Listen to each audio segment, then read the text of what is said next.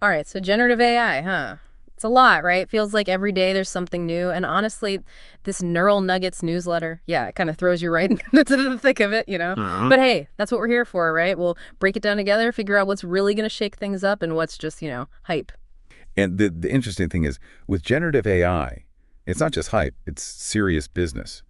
We're talking about a market projected to hit, wait for it, $356 billion by 2030. So yeah, this isn't just about knowing the difference between like your DALL-E 2 and Midjourney anymore. This is about understanding how this tidal wave of tech is going to reshape, well, everything. Exactly. And this newsletter, it goes deep, focusing on where generative AI is making the biggest splash, image generation, video generation, and of course those LLMs, those large language models that are, well, the brains behind it all. And it's a race, right? That's what really struck me about this newsletter, the sense of urgency, this race to innovate and dominate this exploding market, which is exciting.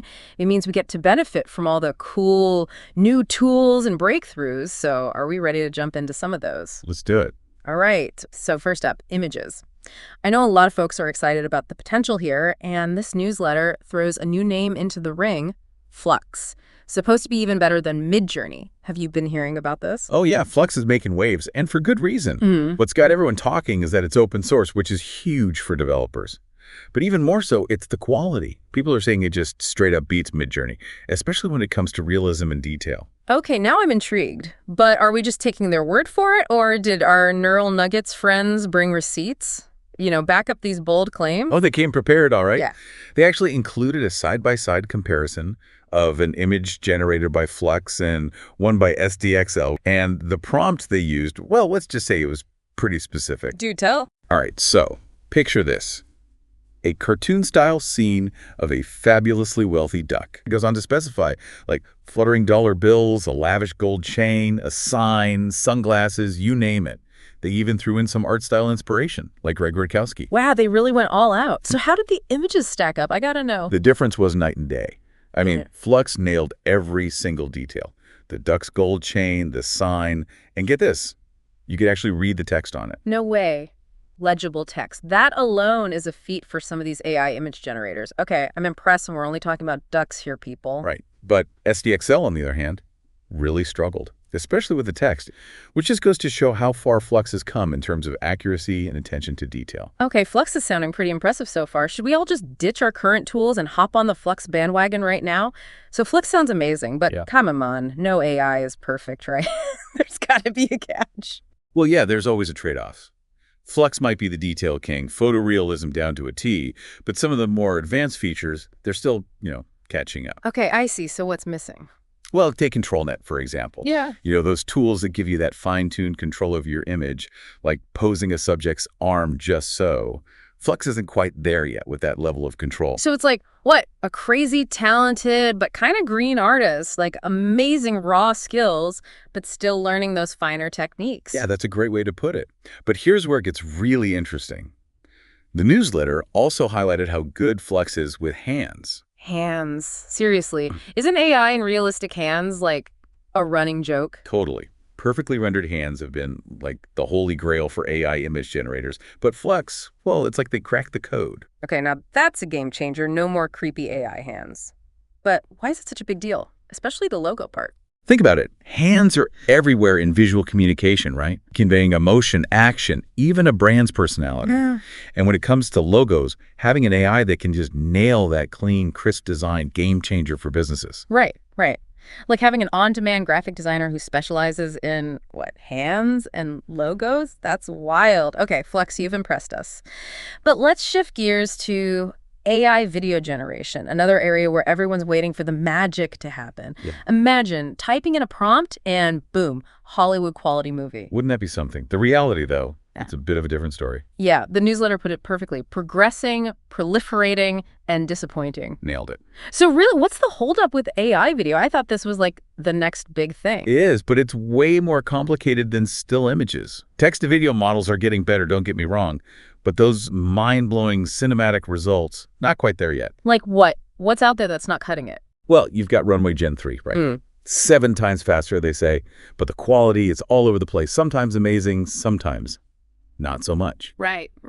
And then there's Kling AI, supposed to be top of the line, but even their stuff isn't ready for, like, professional high-end use. Yeah, what about Meta? Aren't they, like, all in on AI video? Oh, absolutely. And their Meta movie gen. It's pretty impressive, I'll give them that. Uh-huh. But even their own CPO admitted it's crazy expensive to run, so cool as it is, it's not going to be accessible anytime soon. Okay, so what's the solution for those of us who, don't have a Hollywood budget but still want to play around with AI video? That's where things get really cool, actually. The newsletter points to video generation as a much more promising path. So instead of starting from scratch, just text, use existing footage, and the AI, it kind of enhances or modifies it based on what you tell it to do. So it's like, what, a supercharged video editor on steroids? Exactly. Imagine you've got some drone footage of a city, right? Yeah. And you want to transform it into, like, a futuristic, neon-drenched cityscape.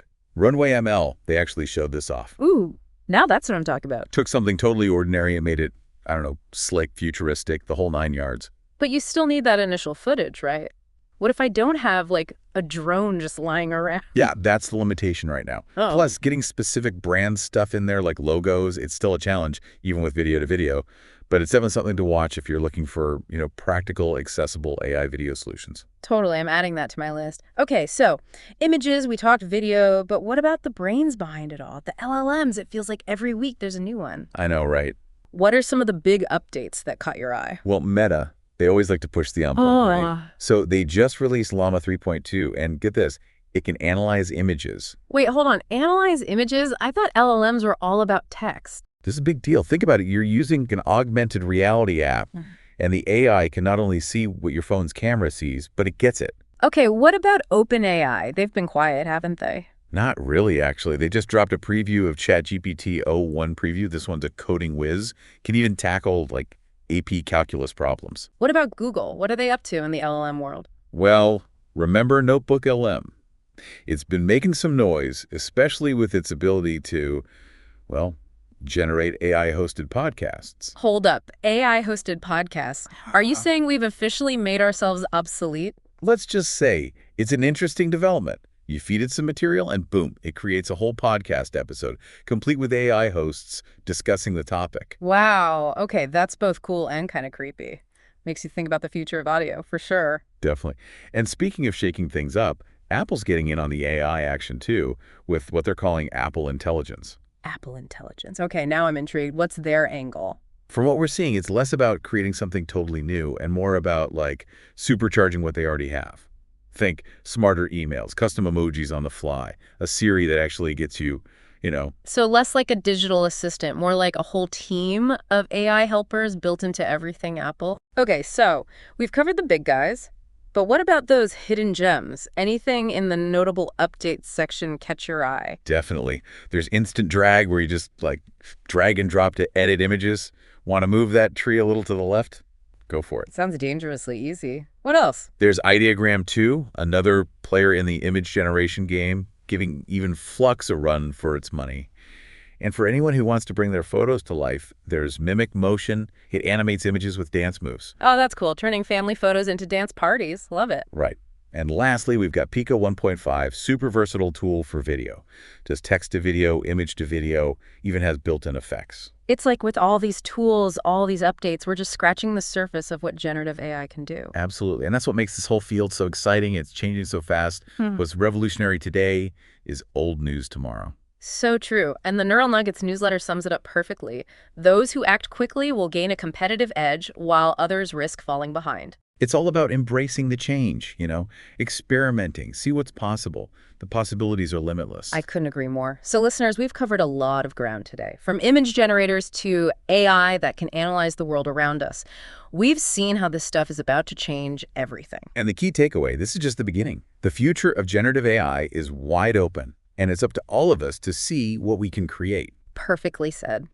So until next time, keep diving deep into the world of AI, and who knows, maybe we'll see your groundbreaking creation featured in a future Neural Nuggets newsletter. This is The Deep Dive, signing off.